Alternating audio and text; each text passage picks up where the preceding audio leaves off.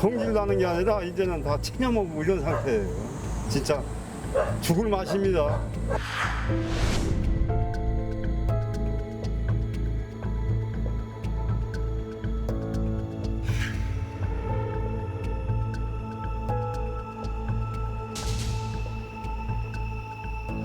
공원을 조금 이렇게 가꿔야 되는데 가꾸지도 않고 쓰레기 뭐 지금 너무 지저분한 것 같아요. 지난 6월 소비자 물가 지수가 전년 동월보다 6%나 상승했습니다. 외환 위기 이후 23년 7개월 만에 가장 높은 상승률입니다. 고물가 시대, 그런데 한국인 밥상에 매일 올라오는 쌀은 산지 가격이 폭락해서 농민들을 울상짓게 하고 있습니다. 무엇이 문제인지 이럴 수 이슈가 농민들의 호소를 들어봤습니다. 안녕하세요. 저는 예산에서 농사를 짓는 윤용준입니다. 요즘 성물가는 다 오르고 있는데 산지쌀값은 떨어져 죽을 죄입니다. 저희는 어떻게 해야 할까요?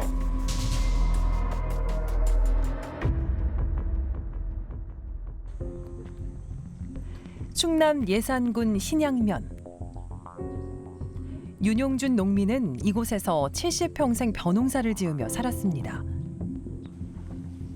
특히 지난해엔 작황이 좋아 풍년을 이뤘는데요. 올해도 풍년이 예상되지만 기쁨보다 근심이 더 늘어갑니다. 이 집에 태어나가지고 한 지금 71살이니까 70년을 살아서 이 집에서 태어나서 여기서 농사져 가면서 짓게 이런 적은 없었죠. 70평생 이렇게 힘든 적은 없었다고 털어놓는 농민. 대체 무슨 이유인 걸까요? 아니 쌀값을 그렇게 뭐 우리가 무슨 얘기 쌀을 안만 올려달라 올려줍니까 지금? 응? 아니 저보다 지금 올 봄이 5월달인가 방학 쪄가지고 지금 보관하는 게 15가마 방앗간에다 보관해놓고 갖다 먹어요. 지금 애들 주고 가서 부모는 가져가라고. 그럼 살라고도 보관을 시켜도 못 사준대요. 치솟는 물가에도 유독 산지 쌀값만은 대폭락한 건데요. 쌀 농가들은 지금 비상이 걸렸습니다.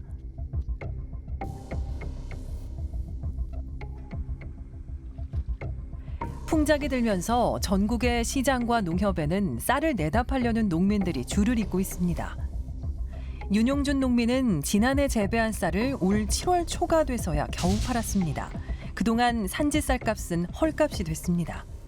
지금 작년에 7만 원씩이나 7만 원 했는데 지금 6만 2천 원이니까 뭐 얼마가 손해예요? 작년에 7만 5천 원 받았지. 7만 5천 원 찰벼.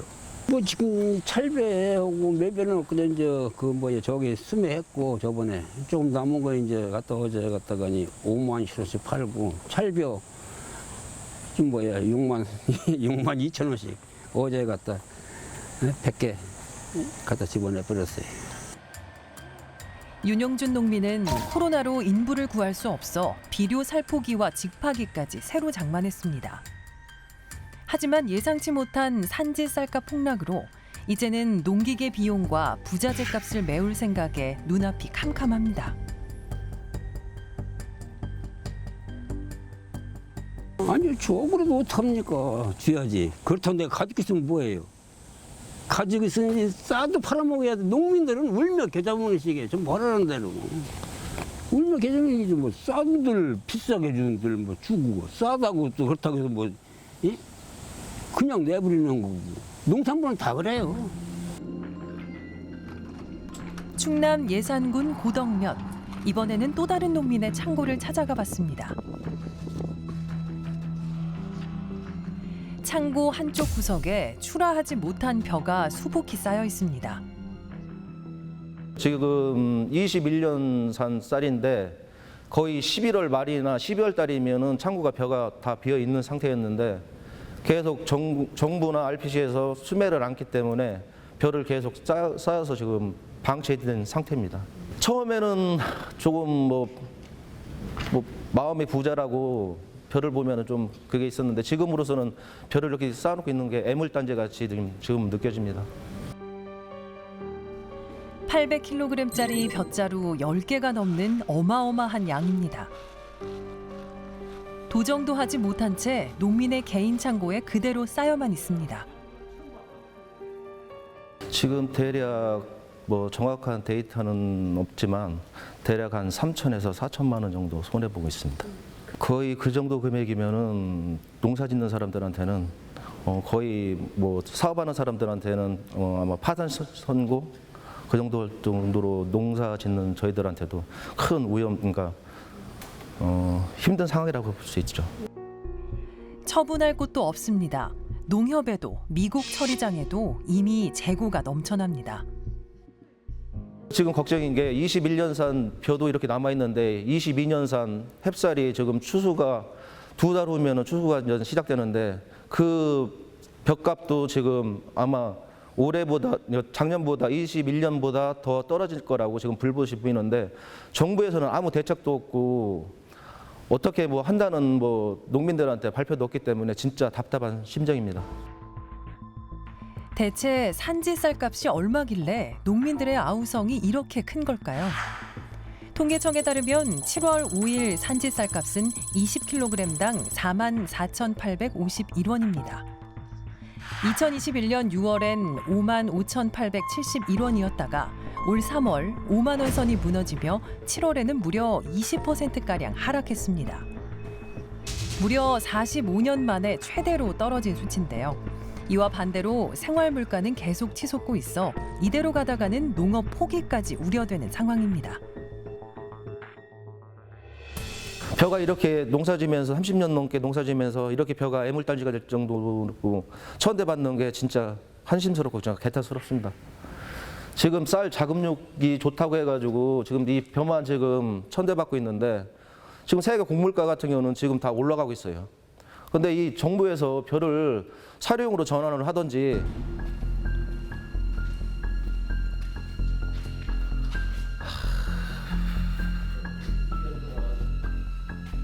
한 45년 만에 최악이라고 하는데 쌀값 폭락시 아주 굉장히 실망스럽죠. 오늘 인터뷰도 그렇고 이게 앞으로 이것을 지속적으로 농사를 뭐 유지해야 되냐 이 정도까지 고민을 하고 있는데 이번에 이렇게 되면 시골에서 이제 도저히 수도작으로 못 버티는 분들은 다시 다른 것들을 고민하면 또 이제 크나큰 사회 문제도 되지 않을까 그렇게까지 생각을 하고 있습니다. 45년 만에 쌀값 폭락, 이유는 무엇일까요? 지난해 풍년이 들면서 생산량이 증가한 탓도 있지만 쌀 소비량은 줄어들며 가격이 하락했다는 분석도 있습니다. 하지만 농민들은 폭락의 직접적인 이유가 다른 곳에 있다고 강조합니다. 정부의 정책 실패입니다.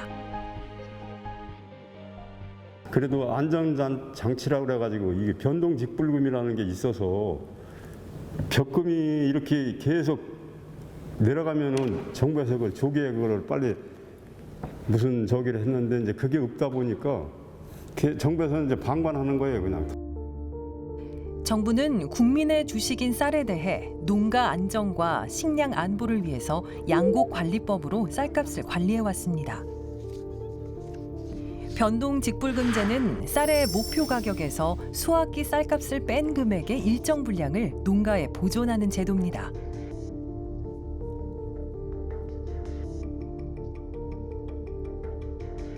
그런데 2020년 정부가 변동직불금제를 폐지하고 시장격리제도를 도입했습니다.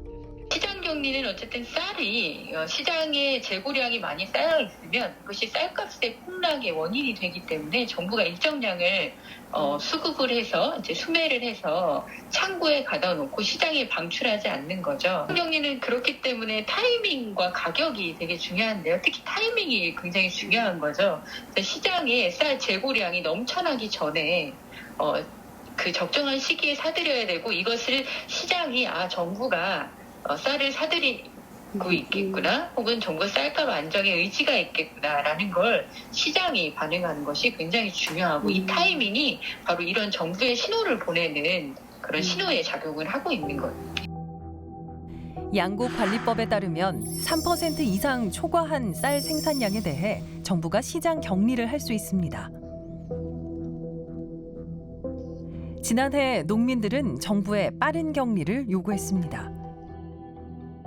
변동직불금에서 시장격리제를 하겠다라고 약속했는데 저희가 아는 상식으로는 그것을 시장 격리를 이제 뭐 그 수확량의 초과 물량이 한 3% 되면 시장 격리를 곧바로 해야 되는데 제가 아는 그 문구는 그쪽에서 할 때 시장 격리를 할 수도 있다 없다 있다 했는데 의지가 없는 거죠. 전혀 있다 한 것은 안 할 수도 있다라는 얘기거든요. 그래서 결론적으로는 안 한 거죠. 정부는 격리가 시기상조라며 지난해 12월이 돼서야 쌀 시장 격리를 발표했습니다. 하지만 이미 시장엔 재고가 넘쳐나 쌀값이 폭락한 후였습니다. 농민들은 남은 쌀을 처분하려고 시장 격리에 참여했습니다. 하지만 또 한 번 상처를 받았습니다. 정부가 최저가 입찰을 한 겁니다. 우리가 제시한 금액은 거기보다도 정부에서 제시한 가격보다도 낮춘 가격이 59,400원에 40kg 벼 하나에 59,400원에 냈어요. 그러니까 이게 말이 안 되는 게 이게 농민들한테 자꾸 강요를 하는 거지. 더 싸게 내라는 식으로 다 강요밖에 안 되는 거지. 정부는 시장 격리로 농민들의 남은 쌀을 사들이며 역공매 방식을 시도했습니다. 역공매 방식은 예정 입찰가 이하로 응찰해야 우선적으로 낙찰받게 되는 최저가격 낙찰제입니다.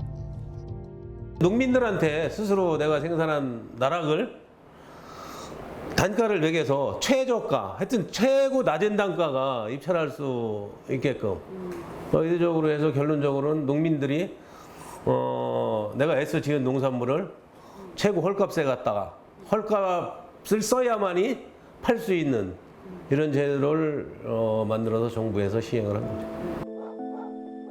도저히 쌀을 헐값에 내놓을 수 없어서 수매를 포기한 농민도 있습니다.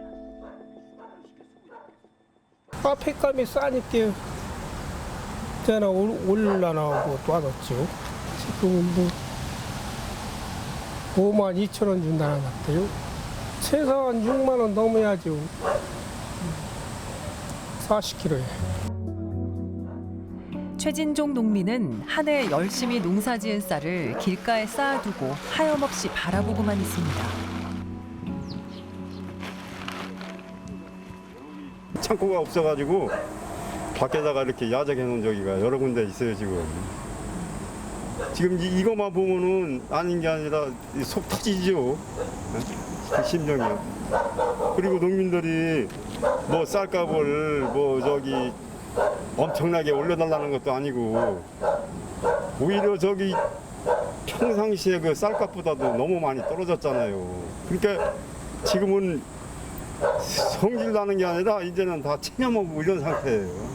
모이면은 농민들이 다 그 생각, 그런 거밖에 생각이 없어요. 진짜 죽을 맛입니다. 참다 못한 농민들은 유례없는 쌀값 폭락이 정부의 정책 실패라며 항의하고 나섰습니다.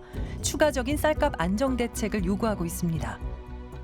쌀은 뭐 계속 말씀드리지만 남부 차원에서도 그렇고 국가 식량 제우선이잖아요. 그리고 이제 100% 자급률도 현재도 안 되고 그러면 하여튼 뭐 정부 관료나 제도적으로 직불금도 이제 많이 얘기 나오고 하는데 보완 장치를 해서 국민의 소비자들도 뭐 먹거리를 뭐 어느 정도 적정 수준에 한다든지 그런 것들은 좀 정부 관료나 이런 분들이 해야 되니까 그래서 지자체도 마찬가지고 이제 농업 뭐 도고 그래서 이제 하여튼 도에다도 강력히 그런 것들을 요구하고 있습니다.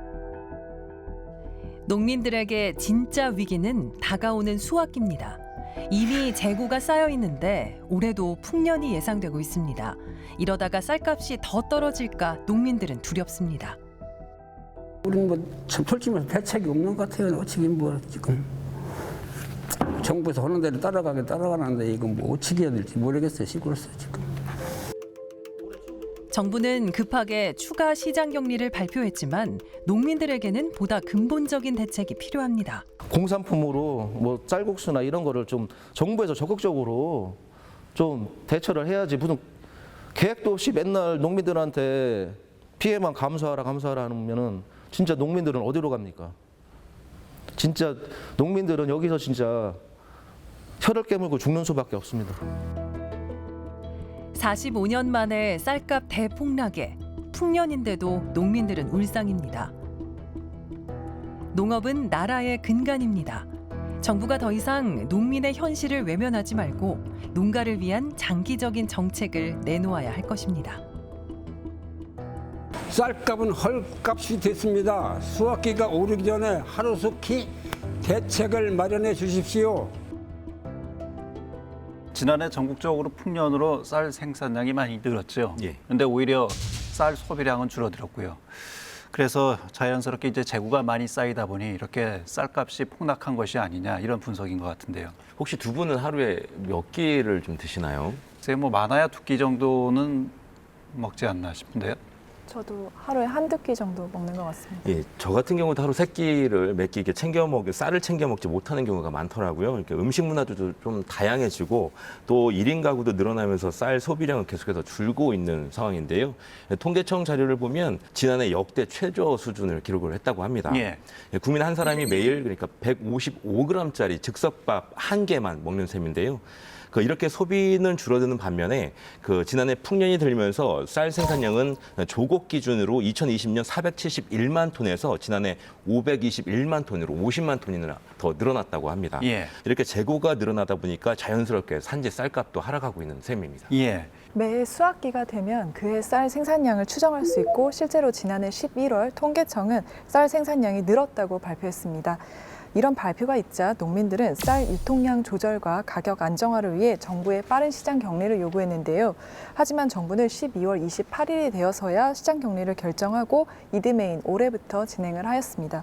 농민들은 정부가 제때 시장 격리를 결정하지 못한 데다가 격리량도 적었기 때문에 재고가 쏟아졌다며 정부의 뒤늦은 대응을 질타하고 있습니다. 예. 쌀값 안정화 차원에서 지금 이행되고 있는 제도가 바로 이제 시장격리제이지 않습니까? 예. 근데 이게 시장격리제라는 것이 정확한 시점이 중요한데 그 시점이 좀 시차가 발생하면서 농민들에게는 상당히 불이익을 지금 주고 있다 이렇게 지금 호소하고 있는 것 같아요. 예, 먼저 2017년 수확기를 좀 살펴볼 필요가 있어 보이는데요.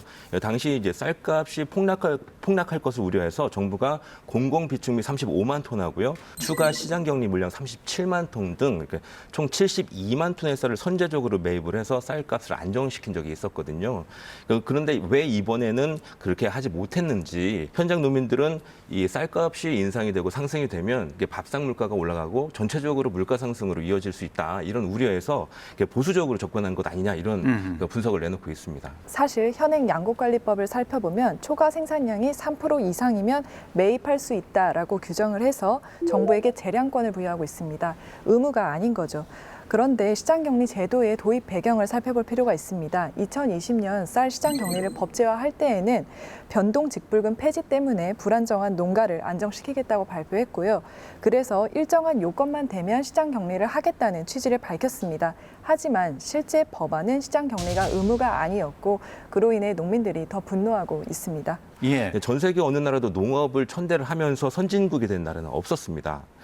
특히 프랑스 같은 경우는 일찍이 농업에 막대한 지원을 하면서 농민의 생활과 관광, 유통 구조 개선에 나섰는데요. 그 결과 농업 강국으로 우뚝 설 수 있었습니다. 프랑스의 사례에서 또 하나 주목할 점이 있는데 바로 유통업체들의 횡포를 막았다는 겁니다. 프랑스의 경우에는 농산물의 제값받기를 유도하는 농업공정거래법을 시행하고 있습니다. 해당 법은 큰 틀에서 소매 유통업체들이 판매 가격 설정 기준을 제시하고 있는데요. 농산물의 판매 가격을 책정할 때 원료 매입가의 10% 이익을 더한 금액 아래로는 가격을 낮추지 못하게 함으로써 농산물 제값받기 제도화에 기여했다는 평을 받고 있습니다. 식당에서 공깃밥을 사 먹는 데 드는 비용 약 1,000원 정도 하죠. 하지만 농민들이 버는 밥 한 공기 쌀값은 200원이 채 되지 않는다고 합니다. 그리고 오랫동안 이들은 밥 한 공기 쌀값 300원을 보장해달라고 외쳐왔습니다. 이들의 이런 호소가 과연 무리한 요구일까? 농업은 나라의 근간입니다. 더 이상 정부가 농민들의 호소를 외면해서는 안 되겠습니다. 여러분은 지금 시사인 대세남과 함께하고 계십니다.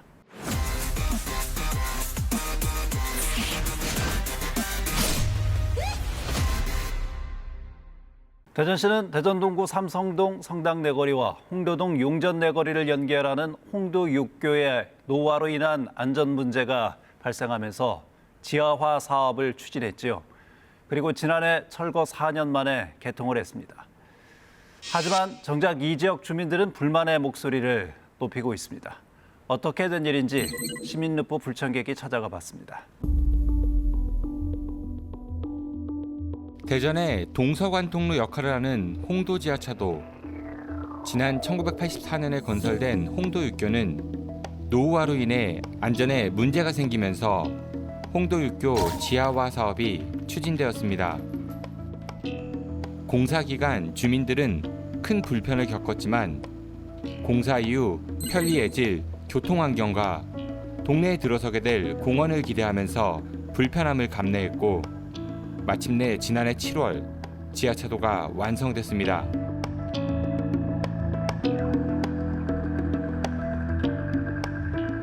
이 내거리를 지나면 홍도 지하차도가 나옵니다. 이 홍도 지하차도는 지난 4년간의 공사를 끝내고 지난해 이제 개통을 했는데요. 개통된 이후에 보시다시피 교통 흐름도 많이 원활해졌고요. 그리고 주변의 교통 상황들도 상당히 잘 정돈된 그런 느낌입니다. 홍도 육교 지하화 사업으로 달라진 도로 환경.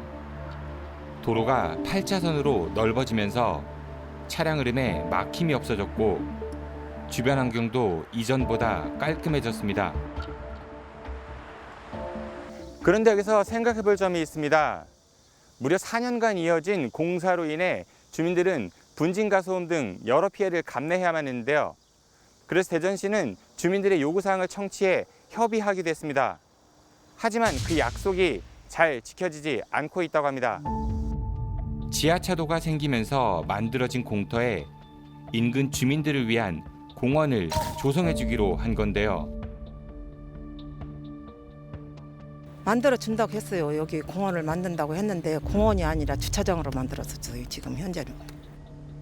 주민들의 기대와 달리 지하차도 완공 이후 공원 조성은 이루어지지 않았고 불법 주차된 대형 트럭이 그 자리를 대신 차지하면서 주변을 혼잡하게 만들고 있습니다. 주민 설명회 때 대전시에 어떤 요구 같은 거 좀 하셨나요? 예, 공원이 제대로 안 되고 큰 차들만 이렇게 막 잔뜩 갖다 놓고 공원을 조금 이렇게 가꿔야 되는데 가꾸지도 않고 쓰레기 지금 너무 지저분한 것 같아요. 공터는 현재 녹지만 조성된 상태. 행정이 지지부진한 사이 관리 주체도 없이 방치된 공간엔 각종 쓰레기와 오물이 여기저기 널려 있습니다. 우리 동네는 공원이 여기밖에 없거든요. 여기 운동하러 나오다 보면 쓰레기, 담배꽁초, 음료수병 이런 게 너무 많아서 관리도 안 되고 있고 쓰레기도 너무 많고 공원을 만들어 주신다 하셨으면 벤치를 만들어 주든가 안 그러면 정자를 만들어 주시든가. 참다 못한 주민들 직접 쓰레기 수거에 나섰는데요. 시작한 지 얼마 되지 않아 쓰레기 봉지 하나를 가득 채울 만큼 이곳에 버려진 쓰레기 양이 상당했습니다. 그런데 이 쓰레기 말고도 주민들은 또 다른 불편을 겪고 있습니다. 밤에 운동하다 보면은 가로등도 없고 운동하기 너무 불편해요. 그래서 빨리 하루속히 약속을 지켜주셨으면 좋겠습니다.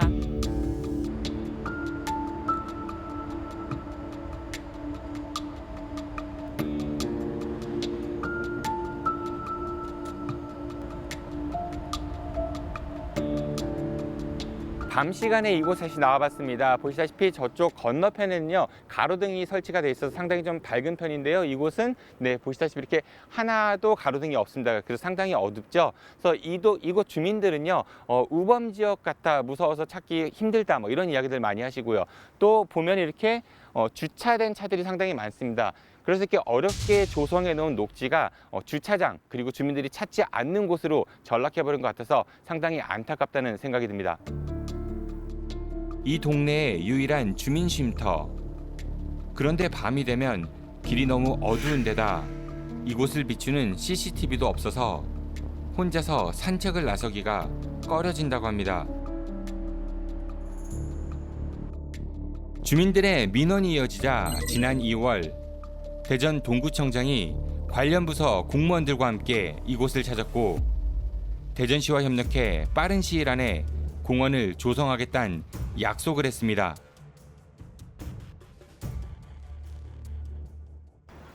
구청장과 관련 부서 공무원들이 현장에 나와 주민들과 했던 약속, 해당 부서를 찾아가 물어보도록 하겠습니다.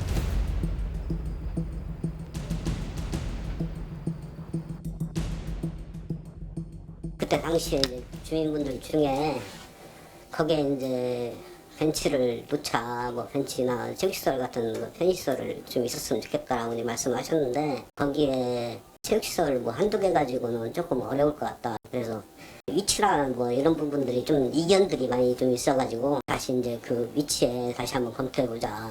이제 그렇게 하고 그때 끝났었거든요. 주민분들의 이견이 좀 일치가 됐으면 좀 추진이 좀 빨라졌겠죠. 주민분들이 의견 합의를 해서 동구에 좀 전달을 했어야 되는데 그 과정이 없어서 지금 추진이 제대로 안 된다 이 말씀이신 거죠? 제 생각은 그래요. 주민들이 직접 의견을 전달하지 않아서 지금껏 추진이 안 되고 있다는 말. 계속된 주민 민원과는 전혀 다른 이야기를 하고 있습니다.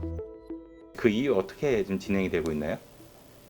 지금 현재 이제 공원녹지과 추진 계획을 세우려고 하고 있는 걸로 알고 있어요. 그래서 대전 동구 공원녹지과에 확인해 보았습니다. 주민들이 요구했던 꽃나무나 휴식 공간이 조금 부족한 상태인 거는 그때 당시에도 인지가 됐어요. 건설관리본부에서 동구청 건설과로 아직 그 도로 부지 위에 이관이 되지 않은 상태예요. 그래서 저희 자체적으로 권한이 없던 상태였기 때문에 저희는 하반기에 그게 다 절차가 이행이 돼서 동구청으로 넘어오면 이제 나무를 심거나 휴게 쉼터를 더 놓거나 이런 것들은 진행할 계획이 있습니다. 관리 권한이 대전 동구로 이관되지 않아서 추진할 수 없다는 말. 그렇다면 홍도육교 지하 사업을 주관했던 대전시 건설관리본부는 왜 아직까지도 업무를 이관하고 있지 않은지 물어보았습니다. 저희가 해드릴 수 있는 거는 다 설치를 해서 현재 이제 동구로 이관된 상태거든요. 실제적으로 대전시하고 구하고 업무 관계는 그러니까 위임 조례에 의해서 저희가 시행하고 있는데 토지를 꼭 이관해야지 그 안에다 어떤 시설을 갖다 설치할 수 있는 건 아니라고 저는 생각하거든요. 그 다음에 이제 어떤 주민들 편의시설, 운동기구라든지 벤치라든지 그런 거는 이제 동구청장이 말씀하신 대로 그 동구에서 아마 예산을 세워서 반영하면은 저는 문제 없을 거라고 생각을 하거든요. 대전시 건설관리본부는 홍도육교 지하 사업과 인근의 녹지 조성을 마무리했고 나머지 시설물 관리 업무는 이미 대전 동구에 이관했다고 이야기하고 있는데요. 대전시와 대전 동구의 서로 다른 해명. 결국 행정기관의 소통 부재로 인해 시민과의 약속이었던 공원 조성은 차일피일 미뤄졌고 그만큼 주민 불편은 가중되고 있습니다. 그 공사하면서도 피해 아닌 피해를 많이 봤잖아요. 아파트 주민들도 그렇고 소음서부터. 그런데도 그걸 참고 어쨌든 거기가 발전된다 그래서 기대도 많이 걸고 계셨었거든요. 정말 공원지구는 너무 좋지 않은 나무를 식재를 해놨더라고요, 보니까. 그래서 그것도 안타깝고 또 거기가 주차장으로 변신이 돼 있어요, 지금 보면. 그리고 공원이면 가로등 하나 설치가 아직 안 돼 있고 지금까지 안 돼 있고 이번에 이제 구대의회가 개원하였잖아요. 그러면은 하여튼 우리 의회에서 적극적으로 건의하겠습니다. 홍도육교 지하화 사업은 이장우 대전시장이 과거 국회의원 시절 추진했던 대표적인 공약 사업 가운데 하나인데요. 민선 8기 대전에 수장이 된 만큼 홍도육교 지하화 사업이 성공적으로 마무리될 수 있도록 끝까지 노력해야 할 것 같습니다. 약속은 곧 신뢰입니다. 특히 행정기관의 약속은 시민들의 편의와 직결되기 때문에 더욱 중요한데요. 오랜 세월 동안 주민들이 불편함을 감수한 만큼 대전시와 대전 동구가 약속한 대로 홍도 지하차도 옆 방치된 공간에 공원 조성을 서둘러야 할 것 같습니다. 예, 이 홍도 육교를 철거하고 지화하는데 한 4년이 걸렸죠. 네, 그렇습니다. 이 공사 기간이 길어지면서 이 공사로 인한 분진, 소음 이런 피해들 주민들이 좀 고스란히 안을 수밖에 없었거든요. 그래서 대전시가 이제 이 홍도 지하차도 공사 당시에 주민 설명회를 개최했습니다. 그래서 주민들의 불편함을 청취했고 공원 조성을 약속을 했거든요. 예. 하지만 이 지하차도가 개통된 지 1년이 넘도록 이 공원 제대로 조성이 되지 않고 있는 것입니다. 예, 화면에서도 확인이 되긴 했지만 현재 유휴부지는 대전시 건설관리본부가 녹지로 조성을 한 뒤에 사실상 방치되고 있는 거죠. 네, 맞습니다. 공원 조성이 지금 답보 상태에 놓였다고 볼 수 있는데요. 그래가지고 주민들이 민원을 좀 끊임없이 제기를 해왔습니다. 그래서 올해 초 2월입니다. 그 대전 동구청장이 이 관련 부서인 대전 동구 건설과 직원들 그리고 인근에 있는 홍도동 행정복지센터 직원들을 대동해서 현장을 방문했고요. 그리고 이제 주민들의 의견을 청취해서 공원을 꼭 빠른 시일 안에 조성하겠다 이렇게 약속을 했습니다. 하지만 지금까지도 이 공원 조성 제대로 이루어지지 않고 있는 것입니다. 주민들에게 약속까지 했음에도 불구하고 지금 대전시나 동구청이 서로 책임을 떠넘기고 있는 것 같습니다. 네, 맞습니다. 이 공사를 담당하는 대전시 건설관리본부를 좀 찾아가 봤거든요. 그러니까 건설관리본부에서는 조성 당시에 주민들이 주차장이 좀 필요하다, 그리고 공원이 필요하다라고 해서 주차장 조성했고 녹지를 조성해놨다. 그리고 나머지 이제 공원 시설은 자치구인 대전 동구에서 할 일이다 이렇게 이야기를 하고 있고요. 하지만 대전 동구 건설과에서는 조금 다른 얘기를 합니다. 주민들의 의견을 직접 취합해서 가지고 와야 되는데 가지고 오지 않아서 우리가 할 수가 없다. 대전 동구 공원 녹지과에서 이거를 계획하고 있으니 가봐라라고 해서 찾아가 보니까 공원 녹지과에서는 대전시 건설본부가 우리에게 이관을 해줘야 되는데 아직 해주지 않아서 우리는 할 수 있는 것이 없다. 이런 입장을 보였습니다. 예. 그래 이에 대해서도 대전시 건설관리본부에서는 이미 동구에 이관을 했다. 우리 손을 떠났다. 이런 입장을 보였습니다. 서로 책임을 떠넘기는 핑퐁 게임을 하고 있는 전형적인 행정의 그 책임 떠넘기 이런 모습을 볼 수 있었습니다. 다행히 이제 취재가 시작된 이후에 대전시 건설관리본부와 대전 동구에서 공원 조성을 추진하겠다. 올 하반기에는 들어가겠다. 이런 입장을 보였습니다. 행정은 주민과의 약속 이행에 대한 투명성, 공공성, 민주성을 높여서 신뢰 행정을 구현해야 하는 책임이 있습니다.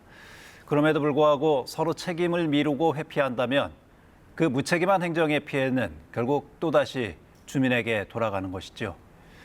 그리고 무너진 신뢰는 회복이 어렵다는 것을 명심해야 하지 않을까 싶습니다. 대전, 세종, 충남 지역민들의 관심과 제보로 만들어지는 시사인 대세남, 전화와 이메일을 통해 여러분의 제보를 기다리고 있습니다.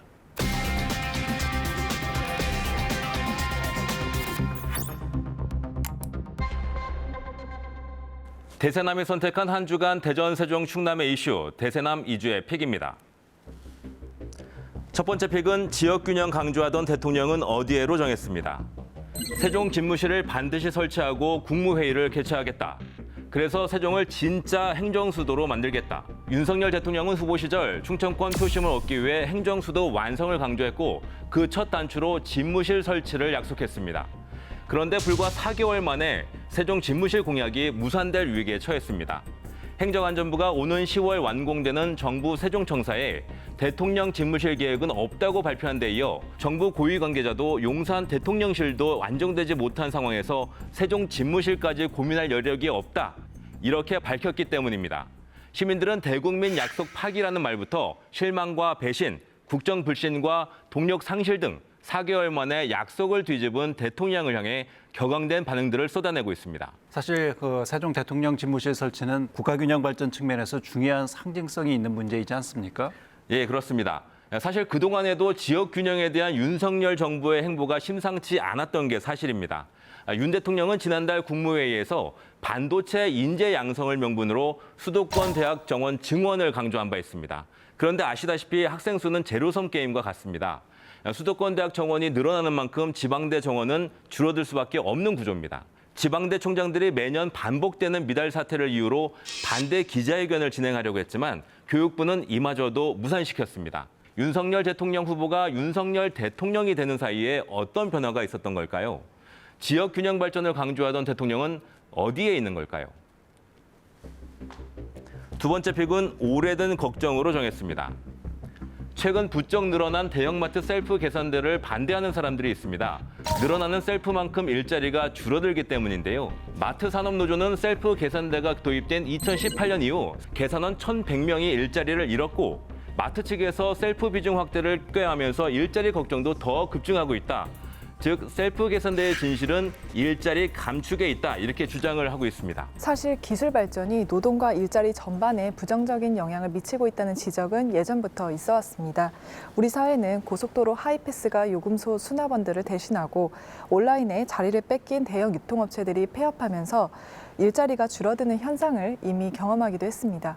네, 맞습니다. 우리 사회의 오래된 걱정거리이기도 한데요. 4차 산업시대에 접어들면서 고민은 더 깊어질 수밖에 없어 보입니다. 일각에서는 정의로운 전환 분야의 확대나 기본소득 도입 등 인식 전환을 요구하는 목소리도 있고요. 걱정만 오래 한다고 해서 대책이 저절로 만들어지는 건 아닙니다. 정부와 기업은 물론이고 노동계도 역시 사라지는 노동시장에 대해 함께 고민하고 지혜를 모아나가야 할 때가 아닌가 싶습니다. 대세남 이주의 픽이었습니다.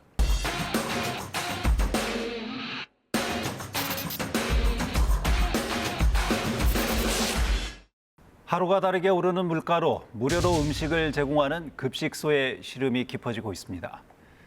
재료값은 끝을 모르고 오르는데 후원금은 줄어들면서 운영난이 더욱 심각해졌기 때문입니다.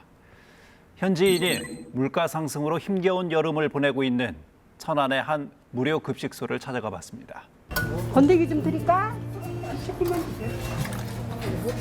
아우 시원하고 맛있어. 이거 여기다 놓고 드셔. 급식소에 밥을 안 주면 그 쓰레기통은 서로 뒤지는 거예요, 막. 그런 거를 매번 보면서 내가 무슨 일 있어도 이 사람들 밥 줘야겠다. 어려운 사람들에게 밥 한 끼를 제공하고 자활을 돕고 있는 김경애 대표입니다.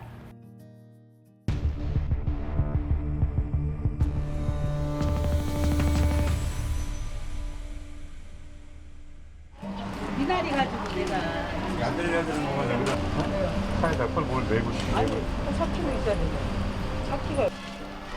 반찬은 뭐 양파라든가 아주 싼 걸로 사고 그 외에는 1년 내내 제가 나물을 준비합니다. 아이고 목이 잘 다듬네.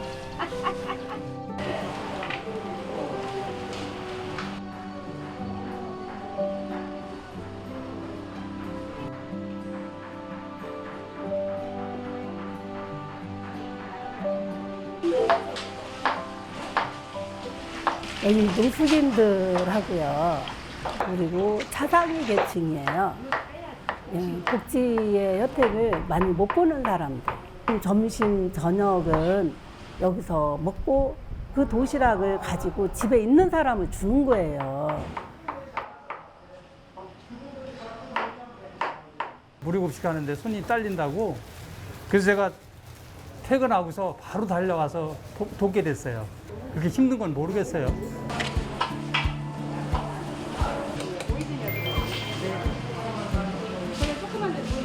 중앙시장에 제가 이렇게 가는데 1,000원짜리 떡을 다 들었다 놨다 다 들었다 놨다 이제 무거운 거를 많이 들은 거를 찾으려고 그 떡을 못 찍고 다시 한 바퀴 또 돌다가 와요. 어떻게 1,000원짜리 떡을 먹기 위해서 저렇게 하나 했더니 하루에 그게 하나가 다래요. 그 모습을 보고 왜 밥을 못 먹을까. 그러다가 내가 저 사람들 밥을 한번 먹여야겠다. 밥 잘 됐네. 밥 한 끼를 먹기 위해서 서울서 오고 평택, 안양, 성완 이런 데서 오는 사람들이 또 나갈 때 뒤돌아보고 가요. 그냥 안 가. 집에 우리 말 못하는 아이가 있어요. 그러면서 손자가 있어요. 뭐 이런 이야기들을 하면서 가다가 다시 와서 밥 남은 거 있으면 밥 사달라고.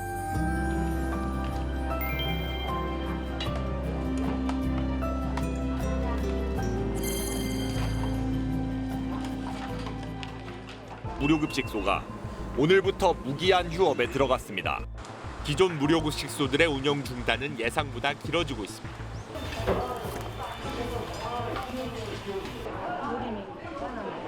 평소에 한 100여 명 정도가 저희도 꾸준히 왔는데 코로나 때 사람들이 어마어마하게 왔어요. 여기.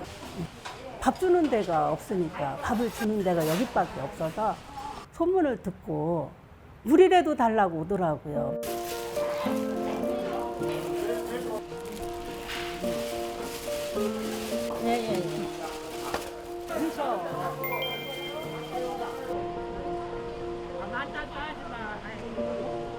아유, 안양에서 이렇게 매일 오세요, 매일. 전철 타고 와요. 석수에 집이 석수. 오는데 힘들지 않으세요? 뭔데? 아 힘들지 않고 여기서 이렇게 잘해줄 수 있게.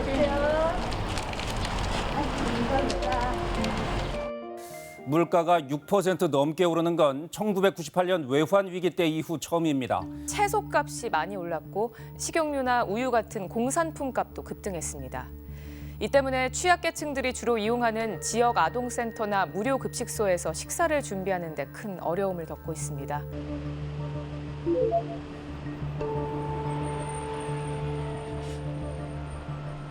물가가 비싸니까 사람들이 물가 비싸니까 더 오는 것 같아요. 더 많이 가져가려고 그러고. 더 힘든 게 물가가 비싸니까 장을 보기가 무섭고.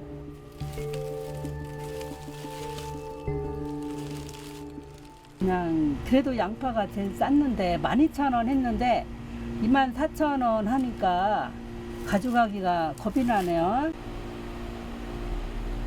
들었다 놨다잖아요. 재료 뭐 깨소금 하나도 못 사고 양념은 저희가 진짜 못 사요. 반찬이 항상 3-4가지는 됐는데 요즘은 김치 대신에 장아찌로 한 2가지 정도.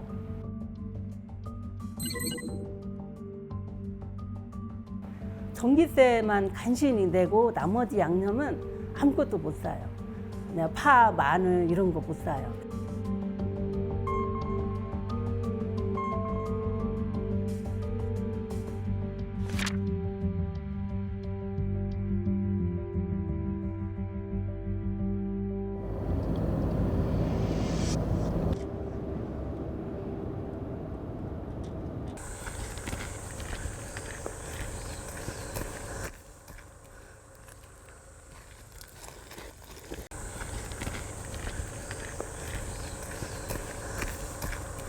반찬 준비하는데요. 새벽마다 제가 5-6시면 꼭 미나리를 빌어가요. 한야초가 저한테는 큰 도움이 되고요. 들에 나가면 모래도 있으니까 거기다 제가 그 나물 뜯은 걸 가지고 고추나 이런 걸 가지고 장아찌 종류를 담아요.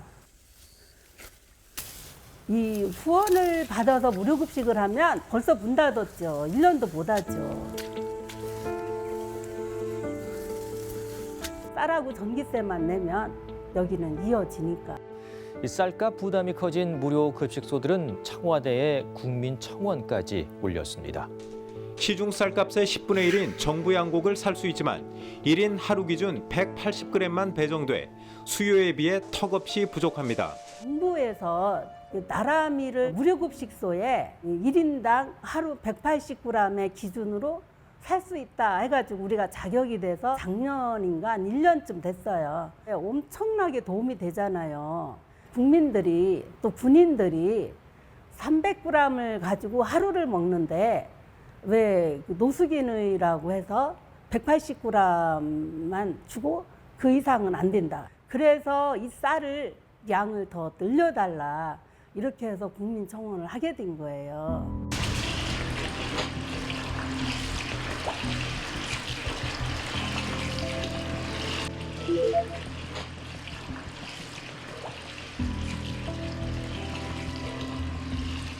내가 지금 닥친 게 쌀을 양을 좀 더 늘려줬으면 좋겠어요. 이 사람들에게 배고프면 일을 못 한다는 게 이 사람들의 현실이에요. 진짜 배고파 보세요. 180g의 양을 밥 주면 어디 가서 일하라면 일 못 해요. 저 나무 밑에 가서 누워 있어요. 힘이 나야 일을 하지, 힘이 나야.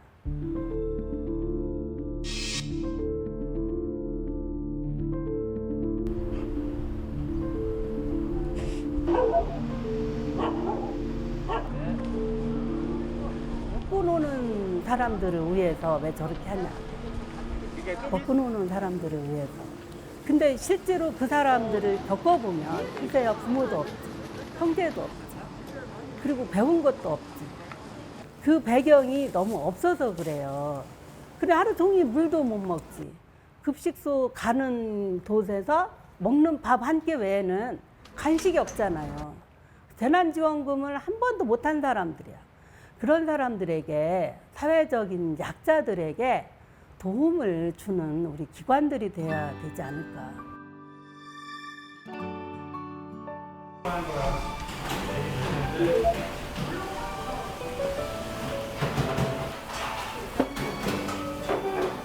이 무료급식소가 내가 이렇게 죽기 살기로 밥을 먹이는 이런 사람이 내가 없으면 누가 할 사람이 있을까 싶어. 그게 염려가 되고 우리들 서민들에게 제일 필요한 거는 쌀이에요. 밥을 실컷 먹일 수 있도록 밥 3끼 먹고 힘내서 일을 할 수 있는 그 정책을 썼으면 좋겠습니다.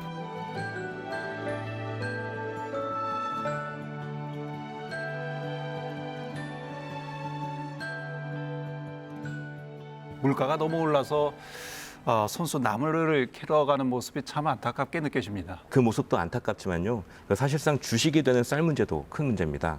값이 싼 정부 양곡 공급을 늘려달라 이렇게 국가인권위원회에 이제 호소하고 나선 상황인데요. 국가인권위원회가 무료급식소 그 정부 양곡 공급량을 늘려달라는 호소에 기각 결정을 내렸는데요. 예. 1인당 평균 소비량, 그러니까 지금도 지원하고 있는 쌀 공급량이 1인당 180g인데 이 180g이 지금 1인당 평균 소비량 150g보다 더 많다. 그렇기 때문에 이것을 더 늘려줄 수 없다. 이런 이유로 기각 결정을 내렸다는 거거든요. 간식이나 기타 여러 음식을 먹을 수 있는 평균 국민과 그 무료급식 외에는 먹거리가 풍족하지 않은 노숙인을 기계적으로 비교한 결정이라는 점에서 아쉬운 점이 많이 남습니다. 예. 2011년 제정된 노숙인 복지법은 국가와 지방자치단체가 노숙인 급식 시설을 설치 운영할 수 있도록 규정하고 있습니다. 하지만 국가와 지방자치단체의 의무는 아니다 보니 노숙인에 대한 급식 지원은 여전히 종교단체 등 민간 자원에 의해 이뤄지고 있는 실정입니다. 우리 사회가 여전히 노숙을 개인의 문제로 치부하고 따가운 시선부터 던지는 것은 아닌지, 꿈조차 꿀 수 없는 불우한 환경을 인생의 출발선으로 맞닥뜨린 채 사회의 낙인과 싸우고 있을지 모를 이들. 이제라도 노숙인들에 대한 편견의 시선을 거두고 보다 촘촘한 안전망으로 이들의 자립을 도울 방안을 함께 고민해봐야 하지 않을까 싶습니다. 시사인 대사남, 다음 시간에 뵙겠습니다.